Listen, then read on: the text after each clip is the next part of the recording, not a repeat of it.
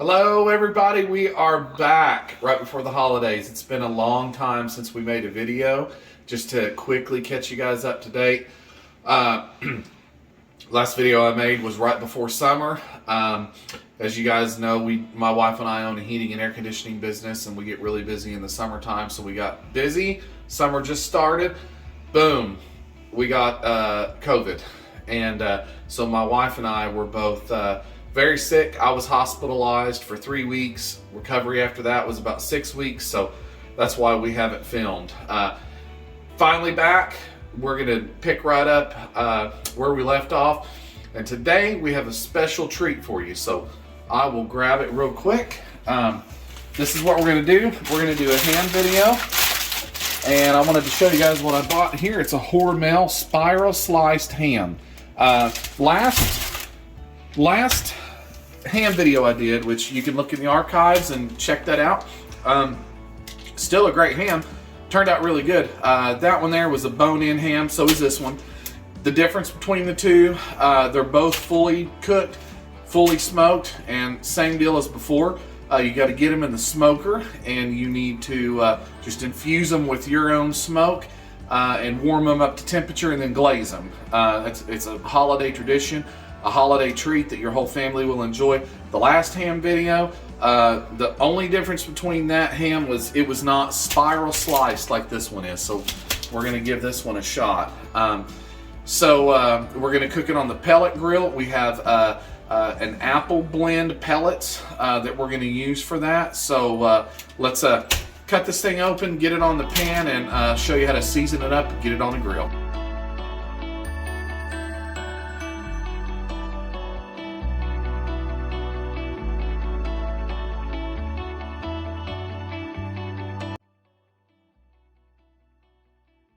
Okay, so as you can see, this ham is already fully smoked and it's ready to go. I mean, you could heat this up in the oven and it's already sliced. See, it's already pre-sliced. So once you get this on the grill or oven or whatever you're gonna do, the spirals are gonna start opening up and the ham's gonna ultimately start falling apart, but it's still attached to the bone, which if you never cooked a bone-in ham, there's the main bone on it right there. So, I mean, as you see, it's already smoked and dark. We're gonna make it darker and we're gonna make it smokier. So this is what you do on these type of hams right here. You're gonna do the same trick that you would anytime you need a binder on your meat, and you're gonna start with your top part, do a little bit of mustard, smear it all around. You're gonna do this to both sides. And what I do on hams is go ahead and get the mustard part out of the way. And you just need a light layer. And if you guys, you know, I've heard people say, well, I'm not a big mustard fan. I don't like mustard. Okay, this is just a binder. Just like with ribs. You're not gonna taste this. So don't stress. You're just wetting it so it'll stick. All right, here's what we're going to be using. Cosmos Honey Chipotle Killer Bee for flavor. Cosmos Hot Dirty Bird Rub for color. So you're going to want to start. And as you guys seen, just like in my other videos, we've got that grid down there. That way you can season your ham or meat or whatever you're cooking that day. You can season it, and when you turn it over, you won't lose it all. But you do want to get a generous layer on there. A lot of this is going to burn off on the cooker. Hams, it's not super critical that you get every nook and cranny with seasoning. I mean, it may be important to some people, but you just need to get a generous layer on there. Your guests will definitely taste this. Okay, so there's that. Then you come back with this. It's got a little paprika in it, and really just a light layer of this will do it.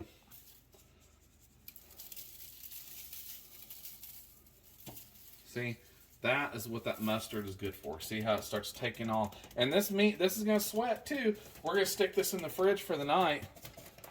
And in the morning, it's just going to be one solid burgundy color. We're going to fire up that grill. And you guys' mouths are going to be watering.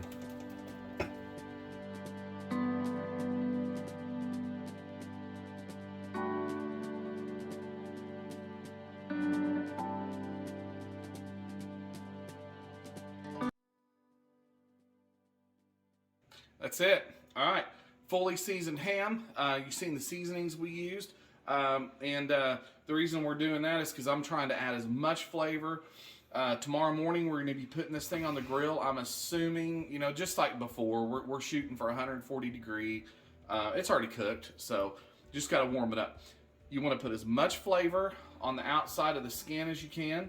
You want to make sure you infuse it with as much smoke as you can, even though it's already smoked. And the final step is you want to make sure that you glaze it. And we're going to go over the glaze with you tomorrow and show you all that. So stand by. All right, we're back. It is Saturday morning, about 11 a.m. We're going to get our ham put on. Just real quick, guys, what I wanted to pass along, and it was always on my mind last year, but I kept forgetting to go over it because I don't use my pellet smoker too often.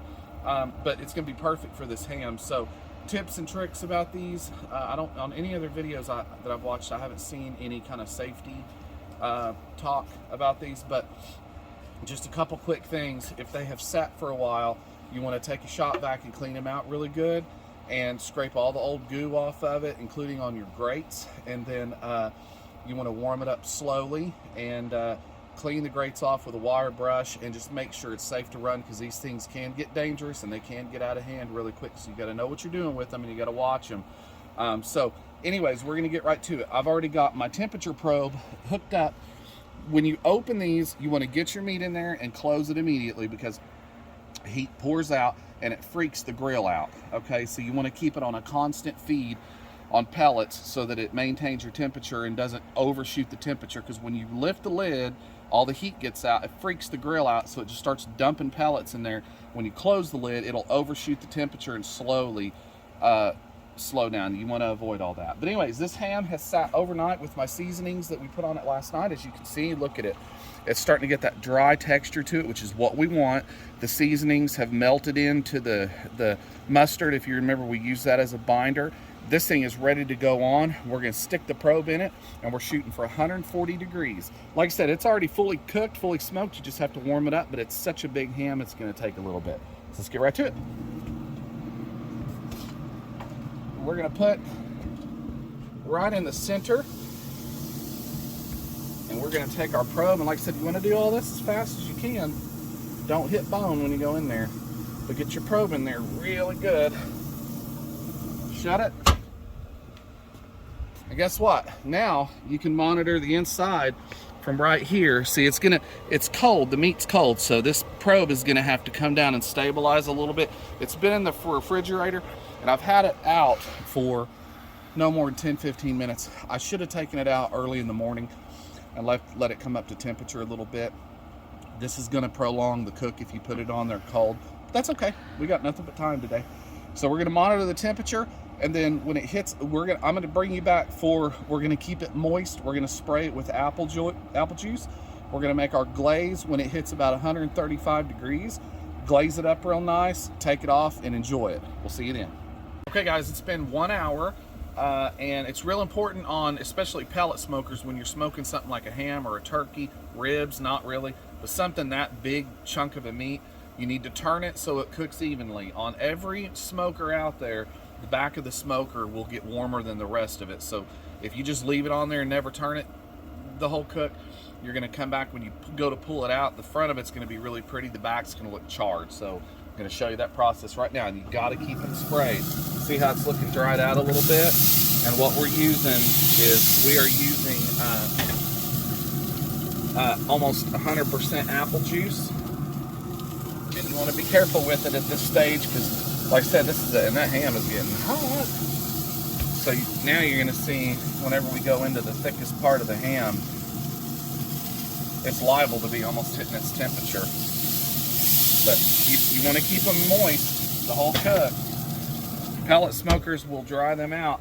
Now let's see, this is, the back side of the ham, See how the temperature's going up here on my probe right here. The back side of it is a lot hotter, so it's real important you keep these spun. You want to do that probably about, like I said, every hour and 15 minutes. But every 30 minutes or so, what you need to do is spray them. If you're doing a ham, you want to do some kind of fruit juice. You can do like grape juice.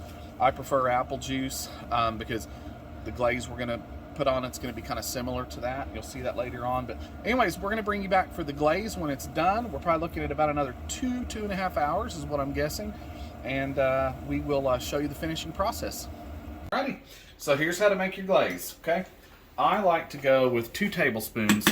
You can use honey Dijon or Grey Poupon regular Dijon. It doesn't really matter because it's going to be really sweet either way. 2 tablespoons of that. 1/4 cup dark brown sugar. And I should have had this open before we rolled the old camera. 1/4 cup light brown sugar. Without making a mess, hopefully. What we're going to do here. It looks like I'm making a mess. Okay, there's your light brown sugar. And it was a 1/4 cup maple syrup.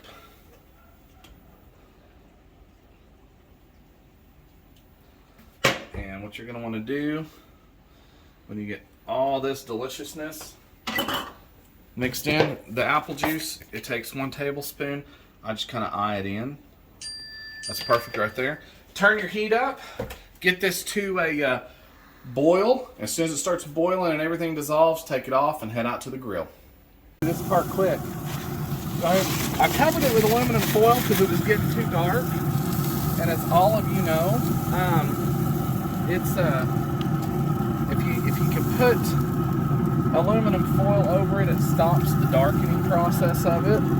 So now what you want to do is get your glaze on here, but with these pellet smokers, you got to do them quick. Because like I said, they do lose a lot of heat. I like to just pour this on there, but I mean, there's just not enough room for that. Go generous with it. Make sure you get your bottom. Okay, close it up for just a minute. Let it reheat back up just for a second. And then we'll, we're gonna spin it and do the other side. So